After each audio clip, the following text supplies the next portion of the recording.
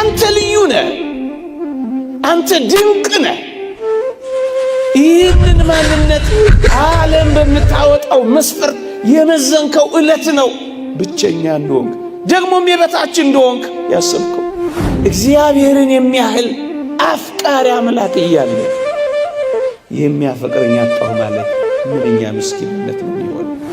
የበታችም ብቸኝነትም ሲገባቸው አፍቃሪና ተንከባካቢ እንደሌላቸው ስለሚቆጥሩ ወገኖቼ የሚወደኝ ማንም የለም ብለው ራሳቸውን እንኳን እስከ ማጥፋት ይደርሳሉ። አየኸው፣ ዓለምህን ተዋውቆታል።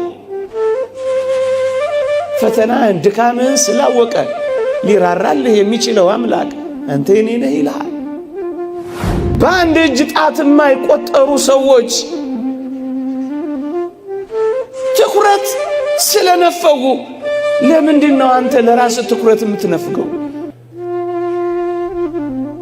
ጥቂቶች ስላላጨበጨቡልህ አንተ ለምንድን ነው ስታለቅስ የምትኖረው?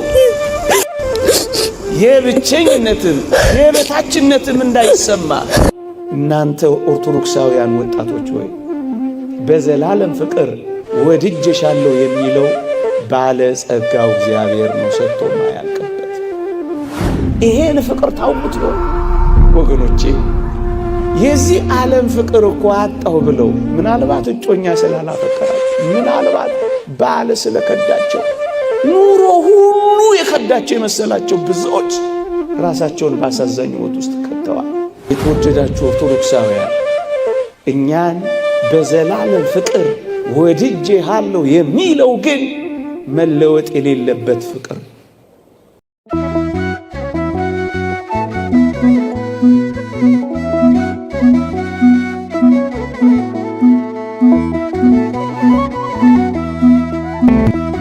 በስመ አብ ወወልድ ወመንፈስ ቅዱስ አሃዱ አምላክ አሜን።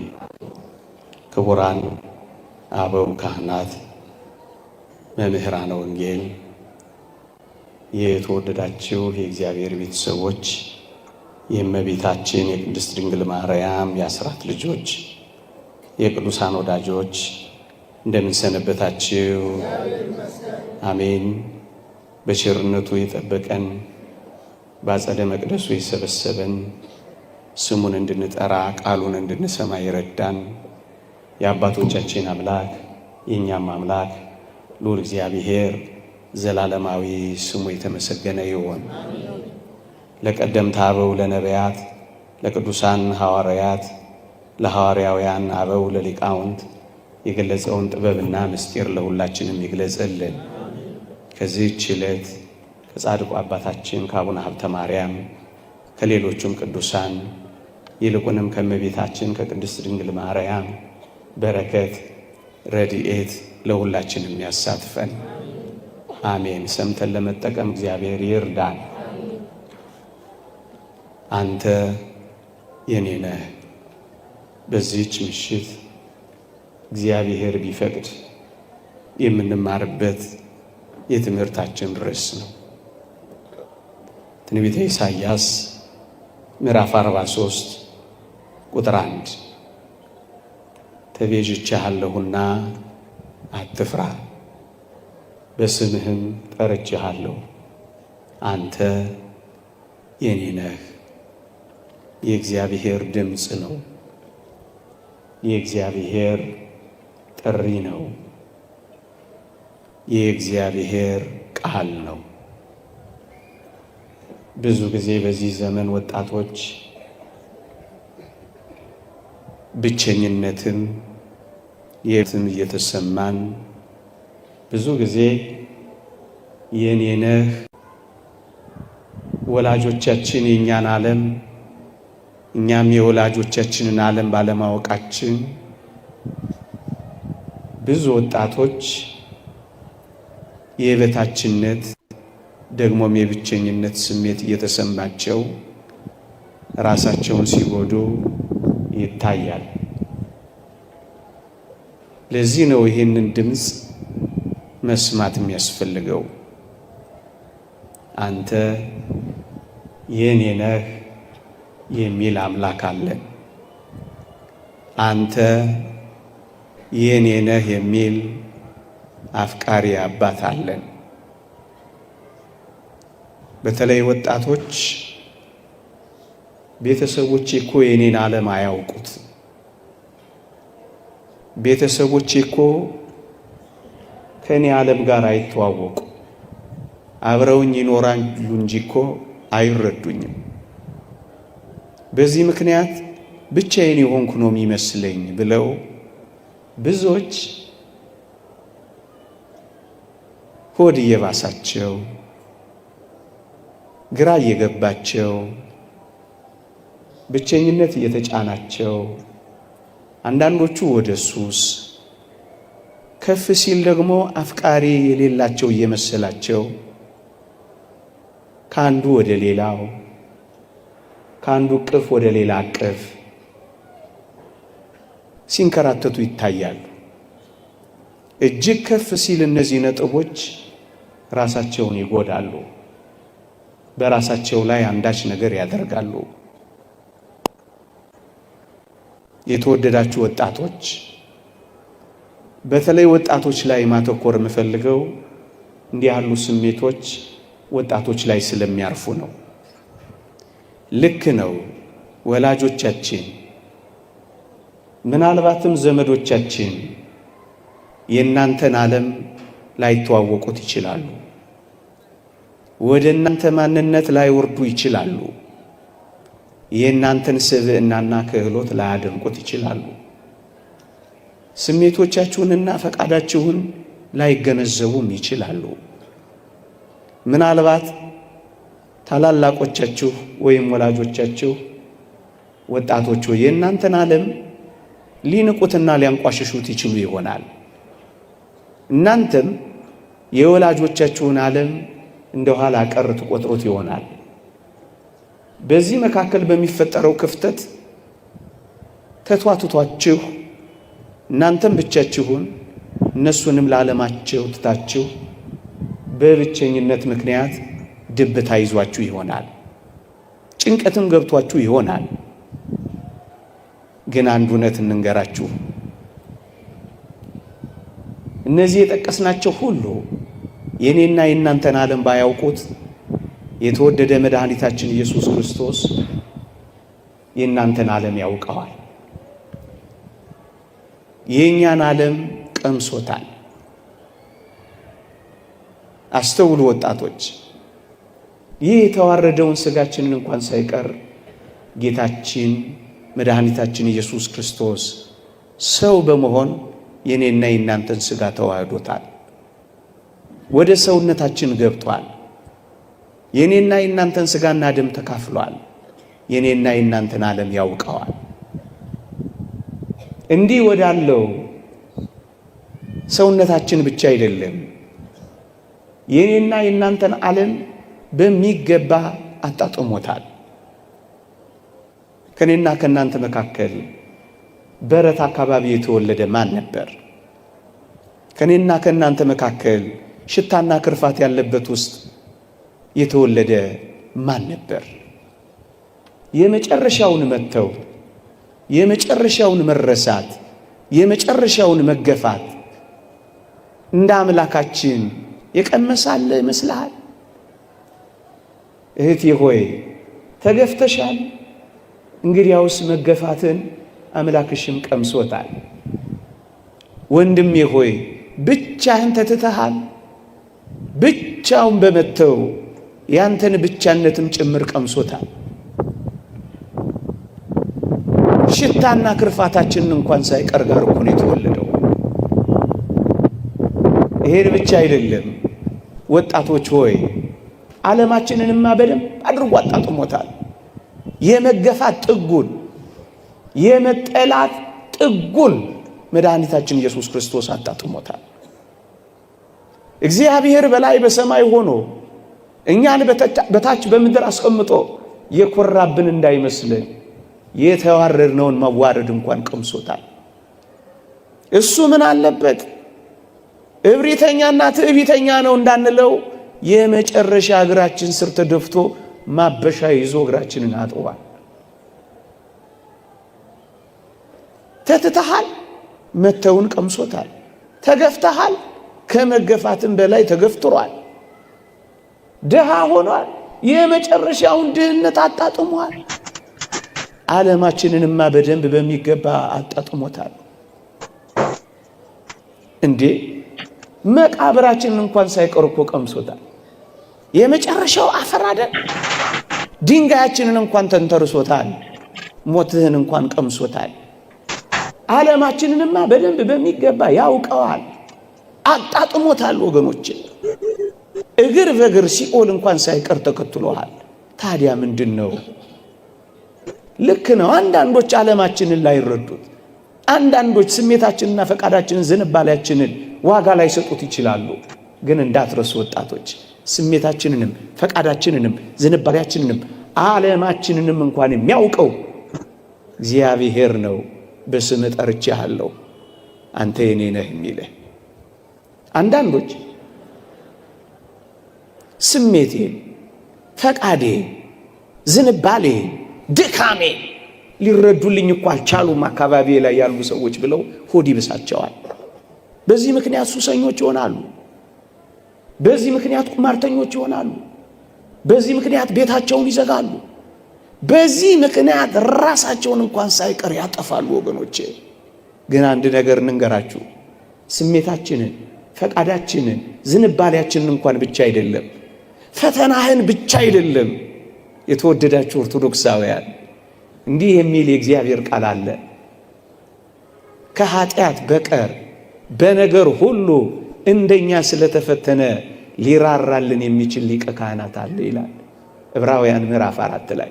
ልድገመው፣ በነገር ሁሉ እንደኛ ስለተፈተነ ይላል። ጎበዝ፣ እኔና እናንተ ከተፈተነው በላይ ስለተፈተነ ስንፈተን ዝም አይለንም፣ ይራራልናል። ስንተው መተውን ስለቀመሰ ያውቀናል። ከኃጢአት በቀር በነገር ሁሉ ከዛስ ይራራልናል። አያችሁ፣ ድካምህን ያውቀዋል። ደክሟላ፣ ተፈትኗላ። ይሄንን ስለቀመሰ ይራራልናል። ባወጣ ያውጣው፣ እንደገባ ይውጣ፣ የራሱ ጉዳይ ሊሉ ይችሉ ይሆናል አካባቢዎች።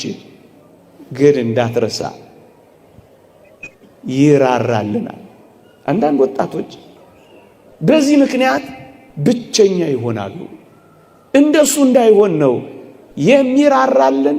ፈተናችንን እንኳን ሳይቀር መከራንም እንኳን ሳይቀር ሰው በመሆኑ በመቅመሱ ምክንያት የመራራቱ ምክንያት ሆኖልናል። እሱ ነው የኔ ነህ የሚልህ።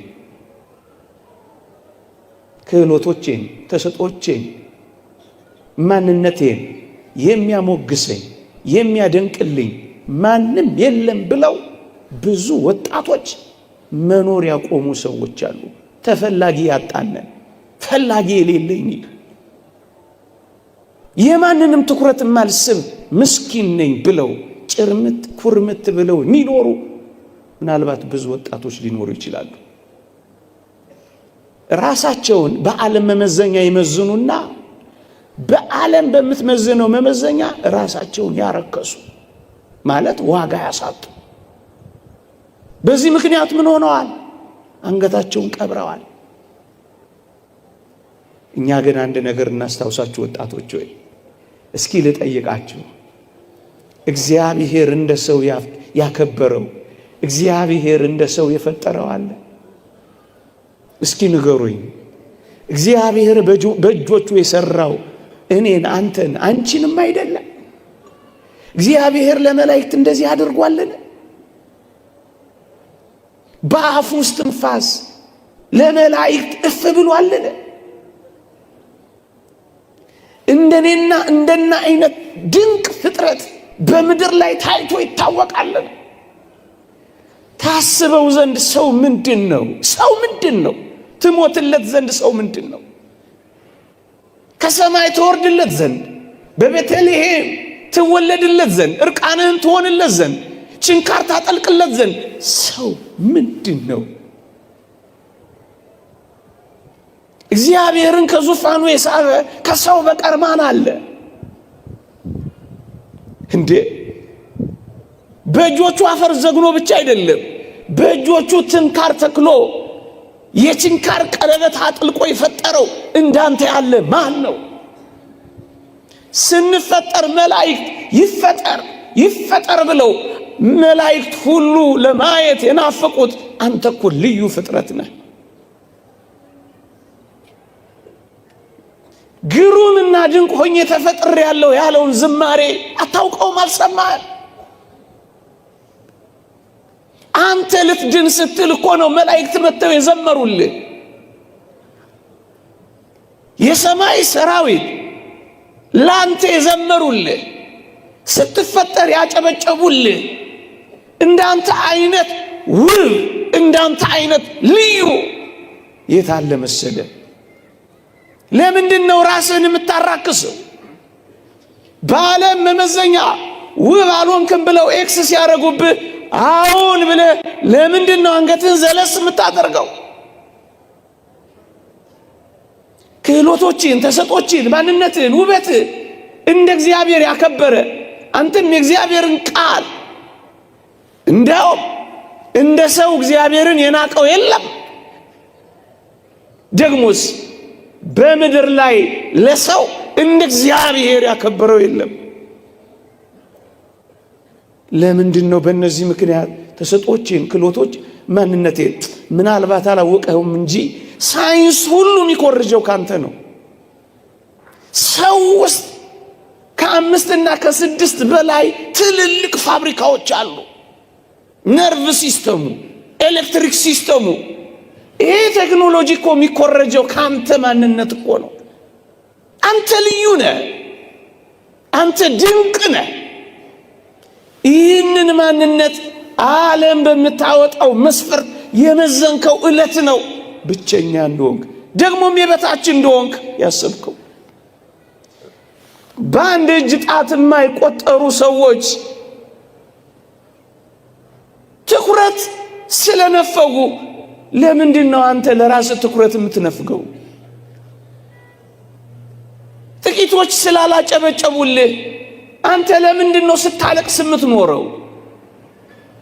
የብቸኝነትም የበታችነትም እንዳይሰማ አየው ዓለምህን ተዋውቆታል። ፈተናህን ድካምህን ስላወቀ ሊራራልህ የሚችለው አምላክ አንተ የኔ ነህ ይልሃል። ደግሞም ክህሎቶችን፣ ጸጋዎችን ማን ተናግሮት ይጨርሰዋል ከባለቤቱ በቀር? አንዳንዶች የበታችም ብቸኝነትም ሲገባቸው አፍቃሪና ተንከባካቢ እንደሌላቸው ስለሚቆጥሩ ወገኖቼ የሚወደኝ ማንም የለም ብለው ራሳቸውን እንኳን እስከ ማጥፋት ይደርሳሉ። ሰሞኑን አንድ ጻልይ ሰምቻለሁ። እማዬ አትወደኝም ብሎ ጽፎ ራሱን ያጠፋለች። እውነት ነው ወጣቶች ሆይ መወደድን፣ መፈለግን፣ መፈቀርን እንደምትፈልጉ ይታወቃል። ግን አንድ ቃል እናስታውሳችሁ። የእግዚአብሔር ቃል እንዲህ ይላል፣ በዘላለም ፍቅር ወድጄሻለሁ ይላል። ይህ የሚለው እግዚአብሔር ነው። እግዚአብሔርን የሚያህል አፍቃሪ አምላክ እያለ የሚያፈቅረኝ አጣሁ ማለት ምንኛ ምስኪንነት ነው የሚሆነው እንዴ! ቢሰጡ የሚያልቅባቸው፣ ሞልቶ የሚጎልባቸው፣ ፊታቸው አብርቶ የሚወይብባቸው የዚህ ዓለም ጥቂት ሰዎች ፍቅር ነፈጉኝ ብሎ ሰው ለራሱ ክብርና ፍቅር እንዴት ይነፍጋል? እናንተ ኦርቶዶክሳውያን ወጣቶች ሆይ በዘላለም ፍቅር ወድጄሻለሁ የሚለው ባለ ጸጋው እግዚአብሔር ነው፣ ሰጥቶ ማያልቅበት። ይሄን ፍቅር ታውቁት ይሆን ወገኖቼ? የዚህ ዓለም ፍቅር እኮ አጣው ብለው ምናልባት እጮኛ ስላላፈቀራቸው፣ ምናልባት ባለ ስለከዳቸው፣ ኑሮ ሁሉ የከዳቸው የመሰላቸው ብዙዎች ራሳቸውን ባሳዛኝ ሞት ውስጥ ከተዋል። አንዳንዶች መጠጥ ቤት ውስጥ ከሚጠረግ የቢራ ጠርሙስ መክደኛ ጋር አብረው የሚጠረጉ ሆነዋል። አንዳንዶቹ ጉበታቸውን እንኳን እስኪያፈርሱ ድረስ በመጠጥ ውስጥ ኖረዋል። አንዳንዶቹ ሕይወት ጨልማባቸዋለች። የተወደዳችሁ ኦርቶዶክሳውያን እኛን በዘላለም ፍቅር ወድጄሃለሁ የሚለው ግን መለወጥ የሌለበት ፍቅር። እኛ እኮ ያጣነው የሚለወጥ ፍቅር ነው። ወረተኛ ፍቅር አጣው ብለን እኮ ነው በራሳችን ላይ አንዳች ነገር ማድረግ የጀመርነው። ጠዋት አፍቅሮ ማታ ለሚጠላ፣ ስቆ ለሚነክስ፣ አብርቶ ለሚጠፋ፣ ወዶ ለሚጠላ፣ ፊት ሰጥቶ ኋላ ጀርባ ለሚሰጥ በጣም ጥቂት ፍቅር ያለው ስናጣ ራሳችን እስከ ማጣት ይመረናል። ወረት የሌለበት አፍቃሪ። ይልቁንም ምንኛ በደለኞች ብንሆን እንኳን የሚያፈቅረን እግዚአብሔር በዘላለም ፍቅር ወድጄሻለሁ የሚለውን ትሰማላችሁ። የመፈቀርን ስሜት በሌሎች ዘንድ የመፈለግን ስሜት ብቻ ሲያጡ ሁሉንም ነገር የሚያጡ ምስኪን ወጣቶች ብዙ ናቸው። ከአንዱ ፍቅር ወደ ሌላ ፍቅር ህልውናቸውን ለማረጋገጥ መወደዳቸውን ለማረጋገጥ ሲሉ አንድ የማይበቃቸው ግን እንደወጡ የሚቀሩ ወጣቶች ብዙ ናቸው። ያንንም ለማየት ሲንገላቱ ሳይመለሱ የሚቀሩ ፍቅር አይደለም ጥላቻ እንኳን ያልበቃቸው ብዙ ወጣቶች አሉ። ለዚህ ነው ይሄንን ድምፅ መስማት የሚያስፈልገው። በዘላለም ፍቅር ወድጄሻለሁ። ወረት የሌለበት አፍቃሪ። ይልቁንም በደለኛና ኃጢአተኛ ስንሆን የበለጠም ይወደን የበለጠም ያፈቅረን። ሀባሃለወጥ ብዝህት ኃጢአት በየተበዘ ጸጋ እግዚአብሔር በደል በበዛችበት በዛ ፍቅሩ ምትበዛልን እኛ። አያችሁ፣ ጀርባ የማይሰጥ ፊት የማያጠቁር ግንባር የማይቋጠር ሻካራ ቃል የማይነጋገር እናንተ ወጣቶች ሆይ እንኳን የኔና የናንተ ጥቂት ቀርቶ የዓለሙ ሁሉ ኃጢአት ፍቅሩን ያለወጠበት አምላክ እንዳልሆነ ረሳችሁት? እሱ ነው በዘላለም ፍቅር ወድጄሻለሁ የሚለው። መለወጥ የሌለበት ያውነት፣ ማጣት የሌለበት ባለጠግነት፣ ደግሞስ አድሎ የሌለበት ፍቅር እንዴት ይደንቃል! እኔ በጣም የሚያስደንቀኝ በመንኮራኩር የተፈጩትንም የሆነ ስንዴ አስፈጭተው መስዋዕት ያቀረቡትንም ሁለቱንም እኩል የሚያፈቅር ፍቅር፣ ላባቸውንም ያንጠፈጠፉትን ደማቸውንም ያፈሰሱትን እኩል የሚያፈቅር ፍቅር እንዴት ይደንቃል እንዴ! ሜዳ ላይ የተጎተቱንም ደግሞስ እንዴ ምንጣፍ የጎተቱ እኩል የሚያፈቅር እሱ ነው አፈቅርሃለሁ የሚለው። ይሄንን ድምፅ ይሰሙት ይሆን ወጣቶች? እኛን በማፍቀር የሚኖር አምላክ እያለ ለምን ራሳችንን በመጥላት እንኖራለን? ወጣቶች፣ ስላንተ ፍቅር የተሰቀለልህ አምላክ እያለ ለምንድን ነው አንተ የምትሰቀለው? የሞተልሽ አምላክ እያለ ምን በወጣሽ ራስሽን የምትገይው? መራራ ሐሞት የተጎነጨ አምላክ እያለ መርዝ መጠጣት ይገባል? ወጣትነቱን ለኛ የሰጠ አምላክ እያለ ወጣትነታችንን ለዲያብሎስ መገበር ይገባል? እናንተ ወጣቶች ሆይ ደግሞ ብዙዎቻችን ደግሞ ሁላችንም ተስማምተን ሽፍታን ጠላ የለ፣ አጋች ንጸየፍ የለ። የተወደዳችሁ ወገኖቼ ብቸኝነትን የበታችነትን አፍቃሪ በማጣትን ሱሰኛ ሆነው ቁማርተኛ ሆነው ራሳቸውን በተለያየ ምክንያት ጎድተው ደግሞ ማጥፍተው የሚኖሩ ሰዎች በራሳቸው ላይ የሚሸፍቱ እንጂ ሌላ ምን ይሆናሉ? ሽፍታ ከጠላችሁ ሰው በራሱ ላይ እንዴት ይሸፍታል? አጋሽ ከጠላችሁ ሰው ራሱን በእንደነዚህ አይነት አጥፊ ነገሮች እንዴት ያገታል እንዴ? ጌታችን ዲያብሎስን ከሚያህል አውሬ ካዳነን በኋላ ራሱን በተለያዩ ነገሮች የሚያደክምና የሚያጠፋ ሰው በራሱ ላይ የሚነሳሳ ጨካኝ አውሬ መሆኑ አይደል? አንበሳ ራሱን ሲበላ አይታችሁ ታውቃላችሁ? በመጠጥ እኮ ራሳችንን በላ ነው እንዴ? በሱስ እኮ ራሳችንን በላ ነው። በማደንዘዣዎች እኮ ራሳችንን በላ ነው። በመርዝ እኮ ራሳችንን በላ ነው። ራሱን በልቶ የማያውቅ እንስሳ እያለ ራሱን የሚበላ ሰው ሲገኝ አሳዝን። እባብ ራሱን ሲነድፍ ሰምተን አናውቅ። ሰው ግን ራሱን መንደፍ ጀመረ በዚህ ዘመን። እባብ ራሱን ያድሳል እንጂ እንደተማር ነው ራሱን አያፈርስም። ሰው ግን ራሱን ማፍረስ ጀመረ። የተወደዳችሁ ወጣቶች አንድ ጥያቄ ልጠይቃችሁ። ይሄን ቤተ መቅደስ አንድ ጠላት መጥቼ ላፍርሰው ቢል ይሄ መቅደስ ከመፍረሱ በፊት እናንተ እንደምትፈርሱ አውቃለሁ። ይሄ ከመቃጠሉ በፊት የሚቃጠሉ ምእመናን እንዳሉ አውቃለሁ። ግን ያሳዝናል። የሰውነታችንን መቅደስ ቅድም ባለውና ከፍ ባለው ራስንን በማጥፋት ይሁን ሲያፈርሱ ግን ምንም አይመስላቸውም። እኛ እኮ የኛ አይደለንም። አንተ ያንተ፣ አንቺም ያንቺ፣ እኔም የኔ፣ እርሶም የርሶ አይደሉም። አደራ የተሰጠን ብቻ ነው። እኔ ለኔ አደራ የተሰጠው ነኝ፣ እኔ አይደለሁም። የበታችነትም ብቻነትም አፍቃሪ ማጣትም ተንከባካቢ ማጣትም ጭርምት ኩርምት የሚያደርጋቸው ብዙ ወጣቶች መጨረሻ ላይ የሚሉት ምን እንደሆነ ታውቃላችሁ? ዋጋ ቢስ ነኝ ብለው ዋጋ እንደሌላቸው ይቆጥራሉ።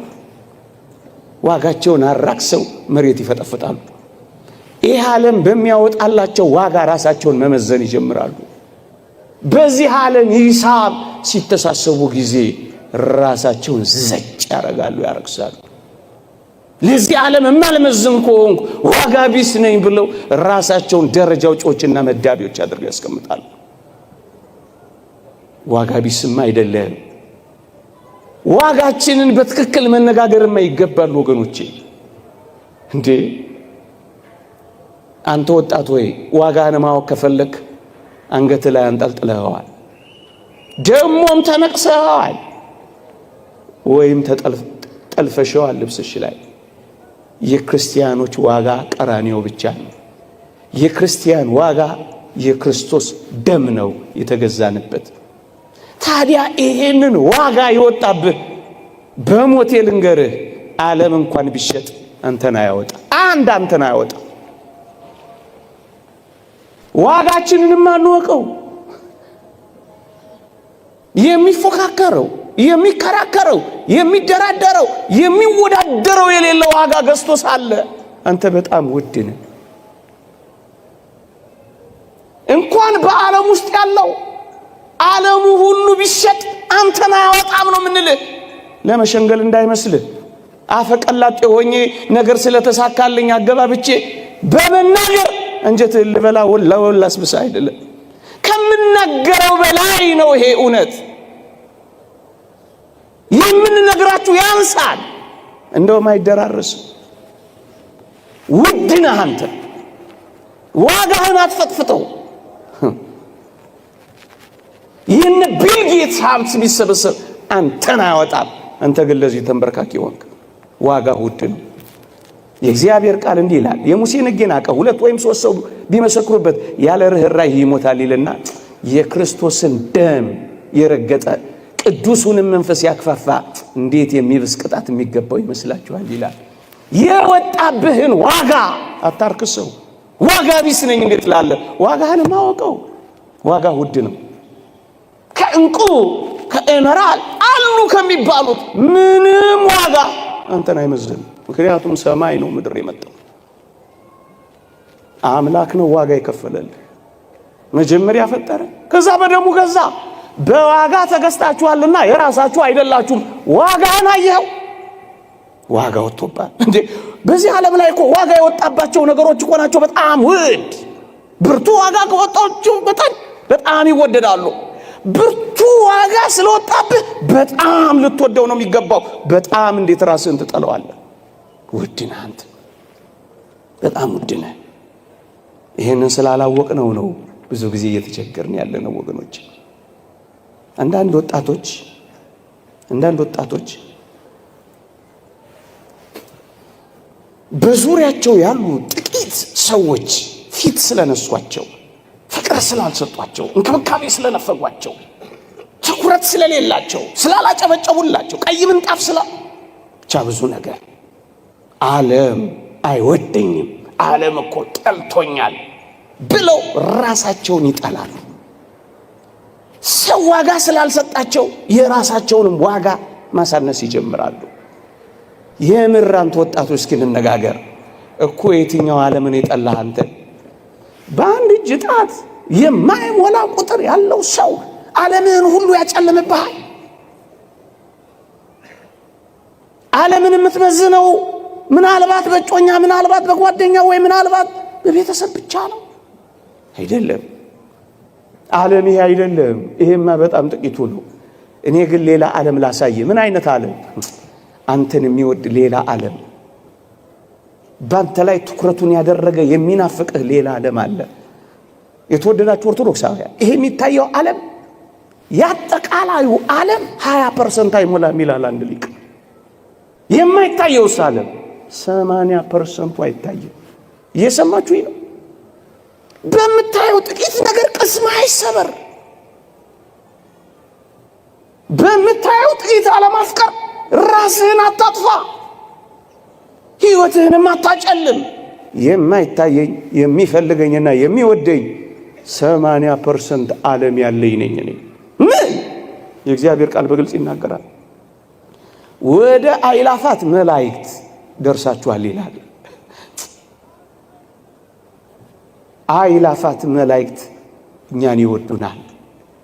አእላፋት መላእክት እኛን ይናፍቁናል። አእላፋት መላእክት እኛን ይጠብቁናል። አብረናቸው እንድንዘምር፣ አብረናቸው እንድንኖር። እኛ አየህ የማይታየው ሌላ ዓለም የቱ? የመላእክት ዓለም ይሁን። የታላላቅ ወንድሞች ዓለም አለ። ማር ይስሐቅ እንደተናገረው ታላላቅ ወንድሞቻችን ናቸው። አንተ ያየኸው እኮ ጥቂት ዓለሙን ነው እና በሱ ትከፋለህ። ዓለም ጠልቶኛል ትላለህ። የወንድሞቻችን ከሳሽ ተጥሏል ተብሎ የተነገረው ወንድሞቻችን አሉ፣ ይወዱሃል። ይሄን ደግሞ ላሳየህ። በአንድ ኃጥእ ንስሐ መግባት በሰማይ ታላቅ ደስታ ይሆናል ይላል አይልም? አንተ ወደዚህ ስትመጣ የሚዘምር የወንድሞች ጉባኤ በሰማይ አለ። ታዲያ ለምንድን ነው ጥቂት ቁጥር እጅ እያየህ ተስፋ የምትቆርጠው፣ ራስን የምታጠፈው፣ ጭርምት ኩርምት የምትለው፣ ፊትን በማዲያት የምትጠብሰው፣ ጉበትህን ደግሞ በመጠጥ የምታፈርሰው፣ ደግሞም ገመድ አንጠልጥለህ የምትሞተው? ምን በወጣ ሌላ ስልንገራችሁ ናው ምኑ ዝርዝሬ እነዚህን 80% ልግለጽላችሁ። በገነት ያሉ አጸደ ነፍሳት፣ በብሔረ ሕያዋን ያሉ፣ በብሔረ ብፁዓን ያሉ፣ ከገጸ መሬት የተለዩ ግሁሳን፣ ደግሞ በገጸ መሬት ውስጥ ያሉ ስውራን። ኧረ ስንቱ 80% አለ ስላችሁ ማረጋገጥ ትችላላችሁ። ታዲያ የትኛው ዓለምን የጠላህ አንተ? ማን ሌላ ዓለም ይሄንን ዓለም በደንብ ላሳያችሁ። ንዑድ ክቡር የሚሆን ሐዋርያ ጳውሎስ በረከቱ ትደርብንና እንዲህ አለ፣ ክርስቶስ በእናንተ ውስጥ እስኪሳል ድረስ ዳግመኛ ስለ እናንተ ምጥ ይዞኛል ይላል። ምጥ የሚያዝ ወንድም አለ ከፈለክ አንተን በመናፍቅ ምጥ የሚያዝ የሚጨነቅልኛ ይሄው ከአልዋሪቆን እስከ ደማስቆ ከተንከራተተው ከሐዋርያው በላይ ስላንተ የሚጨነቅ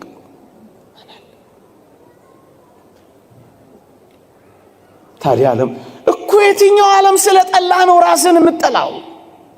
ዓለም አልወድ እኮ የትኛው ዓለም ስላልወደደ ነው? በቃ በዚህ በጥቂት ቁጥር ያውም ደግሞ ምስኪን በሚወርቅ በሚነሳ በሚበረታ በሚደክም በሚያገኝ በሚያጣ በሚቆም በሚወድቅ በዚህ ዓለም ነው ራስን የምትመዝነው። ሌላ ዓለም አለ። አንተ ሌላ ዓለም አለ፣ ሌላ ዓለም አለ። ቅዱስ አትናቴዎስን ዓለሙ እኮ አይወድህም አሉት ይባላል። ምን አለ ቅዱስ አትናቴዎስ በረከቱ ይደርብንና ንገሯት ለዓለም እኔም አልወዳት ምን ይወደዳል? እንደው ላጥላላባችሁ ፈልጌ እቤት ስትሄዱ መኖራችሁን እንታቆሙ ሽቻ አይደለም እንዳትመሰጡባት ግን ለማድረግ በጣም የምትወደድ አይደለችም። በጥርሶቿ ስቃል ስታበቃ በኋላ ምትነክስህ ምን ትወደዳለች? በሜካፖች ያበደች ምን ትፈቀራለች? የውሸት ጌጣጌጥ ይዛ ምታማልልህ ምን ያጣብቃል ከሷ ጋር? ለምን እንደሚሰማ ለምን እንደሚያምህ ታውቃለህ? ተጣብቀህባታል። በቃ ለገንዘብና ለከንቱ ውዳሴ ከተጣበቅ ጥላቻዋን ፍቅሯን ያመሃል። ፍቅሯን ስታጣ ያመሃል፣ ጥላቻዋ ያሳብድሃል። አትጣበቅባት። ትታመማል፣ በሐዘኖቿ ትሰበራለህ። አየህ ከተጣበቅባት ነው እንደዚህ የምትሆነው። ምኗ ደስ ይሰኛል። በመኃልየ ሶሎሞን ላይ ያለችው ያችን ሙሽሪት አልሰማህም? ፀሐይ መልኬን አክስሎታልና አትዩኝ እያለች ነው የዘመረችው። ምን ትታያለች? እስኪ ዋት ምን ትታያለች? ምን ደስታ አላት?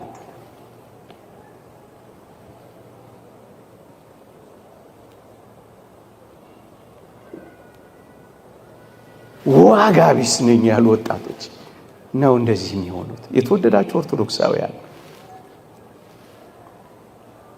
አንተ የኔ ነህ የሚል አምላክ ደግሞስ በስምህ የሚጠራ ደግሞስ በዘላለም ፍቅር ወድጄሃለሁ የሚልህ ደግሞስ እንዲህ ወዳለው ከፍታና ዋጋ ካደረሰ በኋላ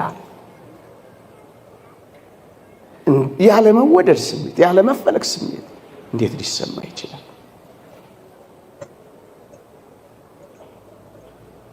ሰውዬ ዝም ብሎ ነው እንደሚያወራው። መከራችንን አያውቀው፣ ፈተናችንን ሳይረዳው መከራችንን ፈተናችንን ከዚህ ከሚሰብከው ሰውዬ የተሰወረ ነው። ምን ነው ባይጨልምብን እንዲህ እየኖርን ልትሉኝ ትችላላችሁ። አውቀዋለሁ፣ እየኖርኩበት አይደል እንዴ? እረዳዋለሁ። ታዲያስ እንደዚህ ባንል ይፈረድብናል ልትሉ ትችላላችሁ። ወጣቶች ወይ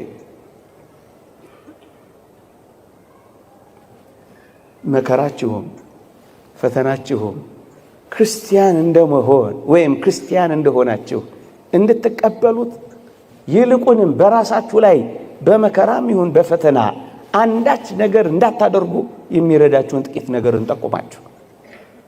መከራ አለብህን? እንግዲያውስ መከራህን ከአምላክህ ጋር አብረህ ተቀበለው።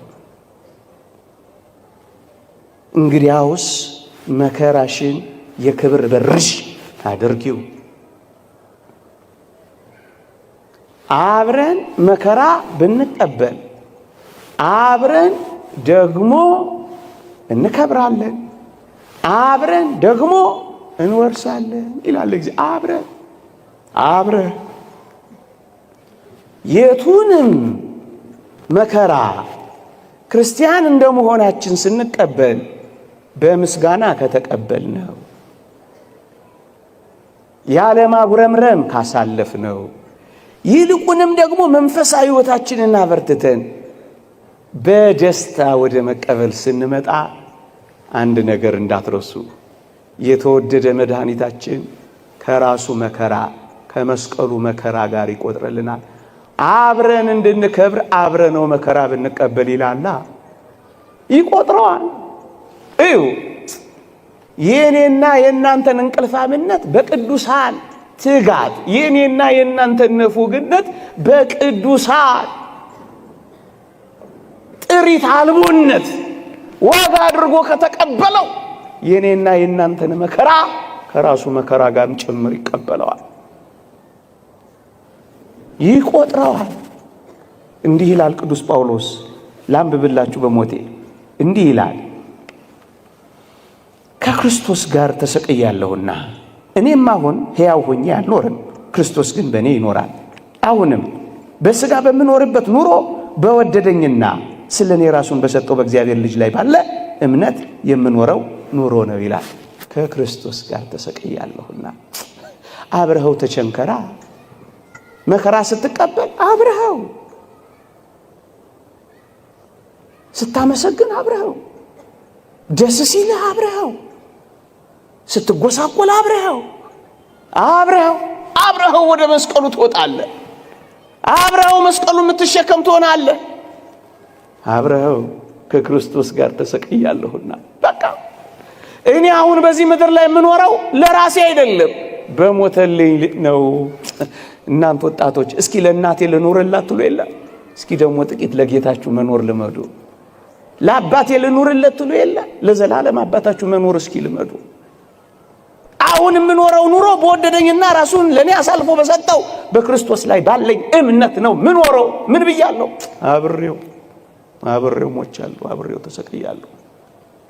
አንዳንድ ሰይጣን በጆሮአችን እየመጣ ራስን ጥላ ሊልህ ቢችል አንተ ወጣት ሆይ ከኔ በላይ እኔን የሚወደኝ አምላክ አለ ብለህ አታሳፍረውም ሰይጣን። አንዳንዴ ሞት የሚል ድምፅ ሲያሰማ ከክርስቶስ ጋር ሕያው ሆናለሁ ለምን ብቻዬን እሞታለሁ አትለው። አንዳንዴ ተሰቀል ይላል። ብቻዬን ተሰቅዬ ምን አመጣለሁ? ከአምላኬ ጋር እሰቀላለሁ እንጂ መከራውን አብሬ እካፈላለሁ እንጂ ክርስቲያን እንደመሆኔ በልዩ ልዩ ፈተና ስፈተን ደስ ወደሚሰኝ ጥልቅ መንፈሳዊ ሕይወት ገባለሁ። አብሬው ከፍላለሁ እንጂ ብቻዬን ምን አረጋለሁ? ለምንድነው እንጨት አንጠልጥዬ የምሰቀለው? ክርስቲያን በመሆኔ እሰቀላለሁ እንጂ ስጋን ከክፉ መሻቱና ምኞቱ ጋር እሰቅላለሁ እንጂ እኔ ምን በወጣኝ የምሰቀለው አትለው። ጥፋ ወይም አጥፋ ሊል ይችላል። ከክርስቶስ ጋር እኖራለሁ ብለህ አታሳፍረው። መከራን እንደዚህ ካሳለፍከው ራስን አትጎዳም። ይሄን የምናገረው ለምን እንደሆነ ታውቃላችሁ? ምን ሆኖ ነው እንደዚህ የሚያወራው ልትሉኝ ትችላላችሁ።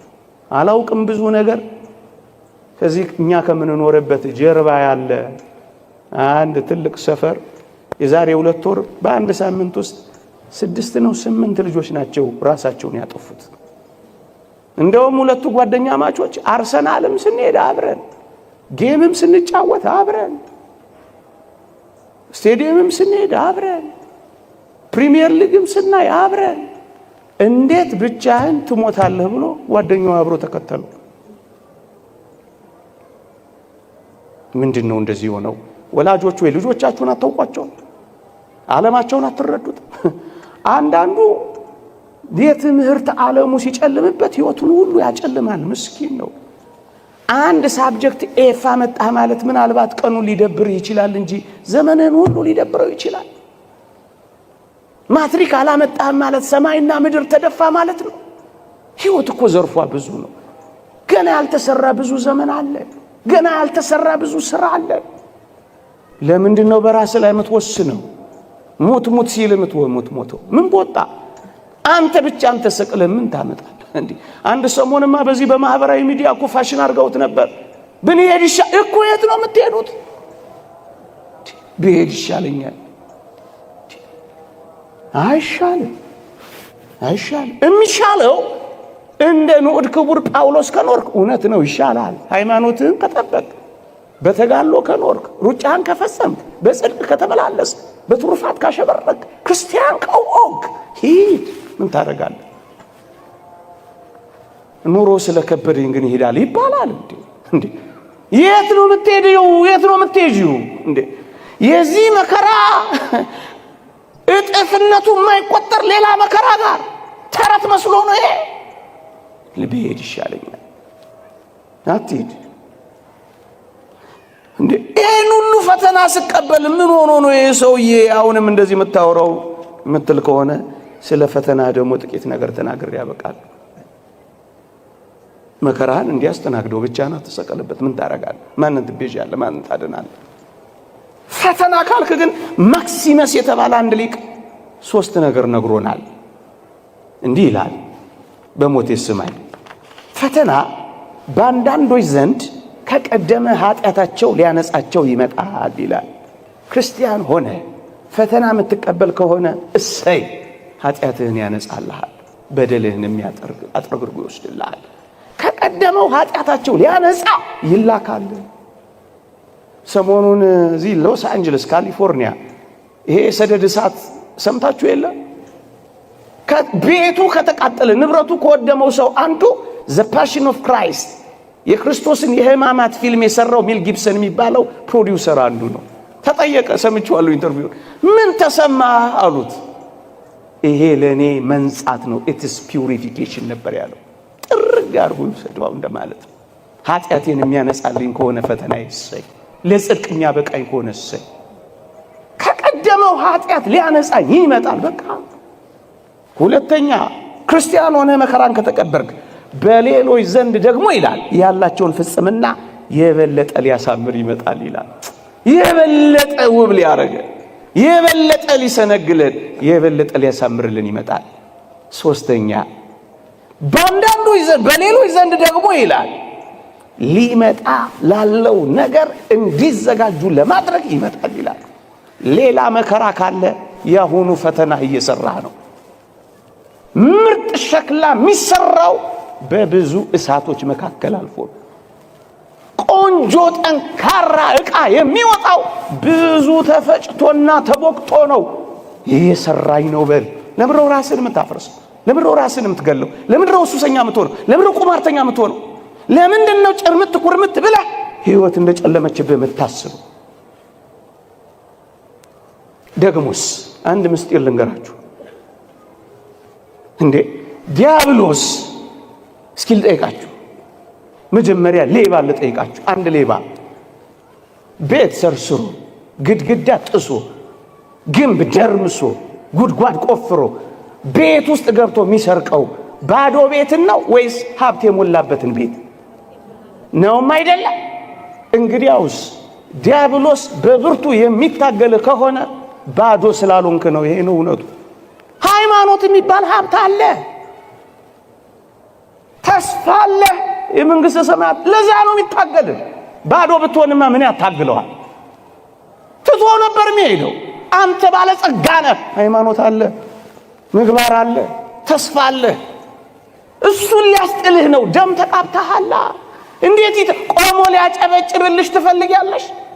ሊያፏጭልህ ትፈልጋለህ? ሊያሞግስ ትፈልጋለህ? አይደለም። ሀብት አለ። ሀብት ስላለ። ሶስተኛ የተማሪዎች እውነት የሚገለጠው በፈተና እንደሆነ ክርስቲያን የመሆናችን እምነት የአምልኳችን ጽናት የሚለካው አንዳንዴ እንዲህ ባሉ ፈተናዎች እኮ ነው። ይከተለኛል አይክ እዛ ማቴዎስ ወንጌል ምዕራፍ 8 ላይ ምንድነው የሚለው? አስደናቂ ቃል አለ እኮ። ወደ ማዶ እንዲሻገሩ አዘዛቸው ይላል። የብሱን ሲከተሉት ነበር። አሁንስ የብሱን የተከተሉትን ያውቃቸዋል። አሁንስ በወጀብና በአውሎቹ መካከል ከኔ ጋር የሚሄዱትን ልወቃቸው ብሎ እኮ ነው ወደ ማዶ እንዲሻገሩ ያዘዛቸው። የብሱን ተከትለው ይሆናል ማይበሉና ወጀብ ውስጥ ሳብረ ትገባለህ። እሱን መለካት አለበት። ዝም በሚልበት ጊዜ ትከተለዋለህ። እሱን ማየት አለበት። የምትወርድ የምትሳፈር የምትቀሰቅስ የምታንኮራፋ መሆን በምን ይገለጣል? ሶስተኛ አራተኛ ፈተናው የሚመጣብን ትኩረታችን የተወደዳችሁ ኦርቶዶክሳውያን እግዚአብሔር ሳይመጣ እንደማይቀር ሳይሆን ቀኑ ላይ ነው ትኩረታችን። ለዚህ እኮ ነው የምንፈተነው። መቼ ነው የሚመጣው? መቼ ነው የሚሆነው? መቼ ነው ስለምንል እኮ ነው። እግዚአብሔር ግን ሳይመጣ አይቀርም ካላችሁ ግን ትረጋጋላችሁ። መከራህንም ፈተናህንም እንደዚህ ካየኸው ትበረታለህ። አንድ ሁለት ሶስት ነገር ተናግሬ ብቻ በቃል። በተለይ ቅድም እንዳልኳችሁ መጠጥ በመጠጣት ተስፋ ቆርጠው ራሳቸውን ለሚያፈርሱ ብሔር ነው የሚሻለው ያሉ በተለያየ መንገድ ራሳቸውን ለሚያጠፉ ሰዎች ጥቂት ምክሮችን ለመሰንዘር ያክል። አንደኛ እንዲህ በማድረጋችን ምን እንደሚሆን ታውቃላችሁ? በእግዚአብሔር ፍቅር ላይ ያለንን መተማመን ክደናል ማለት ነው። በዘላለም ፍቅር ወድጄሻለሁ የሚለውን አላመንም ማለት ነው። ሁለተኛ እግዚአብሔር ለኛ ያለውን ትኩረትና ጥበቃ ንቀናል ማለት ነው። ሶስተኛ እና በጣም የሚደንቀው ከሞት በኋላ ያለውን ህይወት አላመንም ወይም ክደነዋል ወይም ረስተነዋል ማለት ነው። የተወደዳችሁ ኦርቶዶክሳውያን አሁን እየደረሰብን ያለው ችግር፣ አሁን ያለንበት ሁኔታና ስሜት ምንም መፍቻ የሌለው ከእግዚአብሔር በላይ ሆኖብሃል ማለት ነው። እንዳልዘረዝረው ጊዜ ያጥረብኛል። ከእግዚአብሔር በላይ ታደርገዋለህ አንተ ችግር።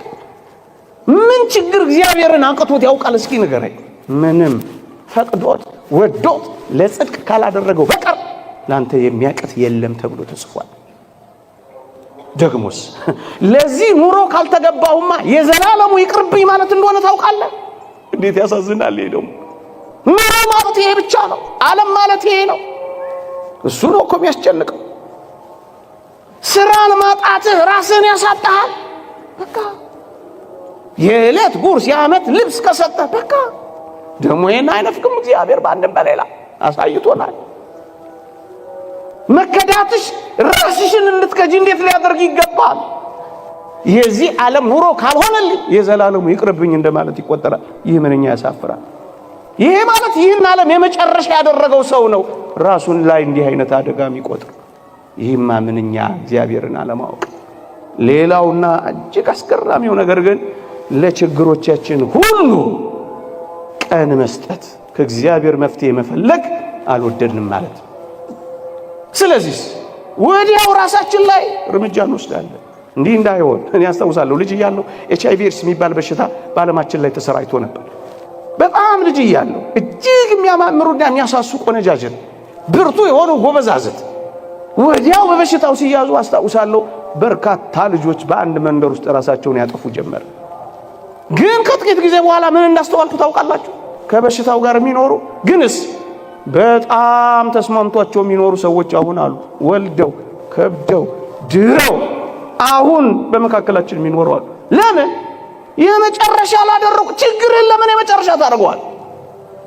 ጊዜ መስጠት፣ መታገስ። ለምን ትቁረጠነጣላችሁ ወጣቶች? አሁን ካልሆነ ብላችሁ ሰማይ እንደተደፋባችሁ ለምን ትቆጥራላችሁ?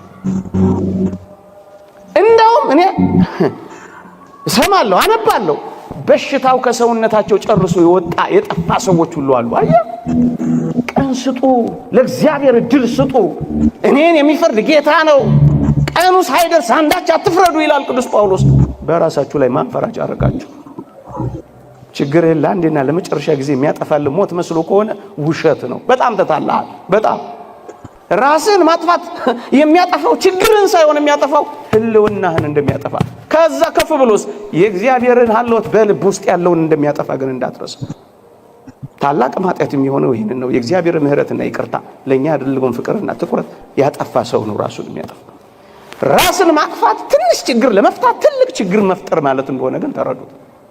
ለጊዜያዊ ችግር ውስብስብና የማይፈታ ችግር መፍጠር ነው። ለሚቀለበስ ችግር የማይቀለበስ መፍትሄ መስጠት ነው። ይህ ምንኛ ያሳዝናል። መጨረሻ የእግዚአብሔር ቃል እንዲህ ይላል፣ እምነት፣ ፍቅር፣ ተስፋ እነዚህ ሶስቱ ጸንተው ይኖራሉ። ፍቅር ግን ይበልጣል ከሁሉ። ሶስቱን ነገር የረገጠ ሰው ነው በራሱ ላይ በመጠጥ፣ በሱስ፣ በቁማር ወይም በሌሎች ነገሮች በርካታ ነገሮች ተስፋ ቆርጦ የሚኖር። ከዚያ ከፍ ብሎ ደግሞ በራሱ ላይ አንዳች ነገር የሚያደርግ ሰው እነዚህን ሶስቱን የጨፈለቀ ሰው እግዚአብሔርን አያምነውም።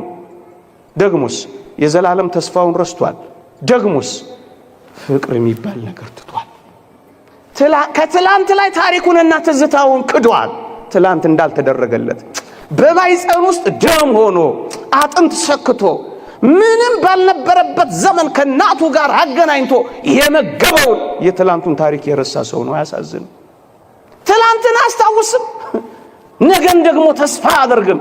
እምነት፣ ተስፋ፣ ፍቅር ለሌለው ሰው ደግሞ ቤተ ክርስቲያን ጸሎት አታረግም፣ ዝማሬ አትዘምርም፣ ከበሮ አትመታም። ራስን ካጠፋ አንተ ብትኖር ንስሐ ትገባ ነበር። አንተ ከሌለህ ግን ለሌላው ኃጢአት ንስሐ ትገባለህ። መጨረሻ ላይ ለሰራው ራስን ማጥፋት ግን እንዴት ትዘምርልሃለች? እንደ ድል አድራጊ ታለቅስልሃለች እንጂ ከበሮ አትመታለህ። ምክንያቱም እምነትን፣ ፍቅርን፣ ተስፋን ረግጠሃል። ግን አንድ ተስፋ አለ። በስም ጠርቼሃለሁ፣ አትፍራ፣ አንተ የኔ ነህ። ይቆየን።